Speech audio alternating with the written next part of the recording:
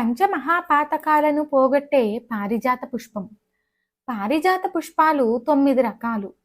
ఎర్రముద్ద పారిజాతం, రేకు పారిజాతం, తెల్లగా ఎర్ర కాడతో ఉండే పారిజాతం ఇది ఎక్కువగా అందుబాటులో ఉన్నది.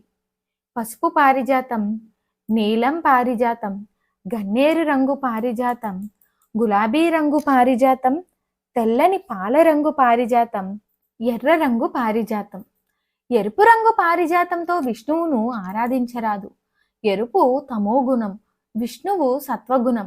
పారిజాత పుష్పాలు కింద పడిన వాటినే వాడాలి, చెట్టు నుండి కోసి వాడరాదు.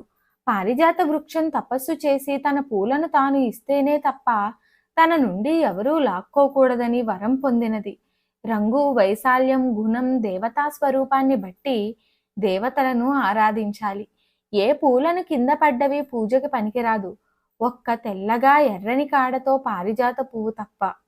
భూస్పర్శ, మృత్తిక అంటే మట్టి స్పర్శ, జలస్పర్శ, హస్తస్పర్శ, తర్వాత స్వామి స్పర్శ. ఈ 5 స్పర్శలతోనూ పంచమహాపాతకాలను పోగొట్టేది పారిజాతం. మరిన్ని ఆధ్యాత్మిక విషయాల కోసం మా ఛానల్ను సబ్స్క్రైబ్ చేయండి. వీడియో నచ్చితే లైక్ చేయండి, షేర్ చేయండి, కామెంట్ రూపంలో మీ అభిప్రాయాన్ని తెలియచేయండి.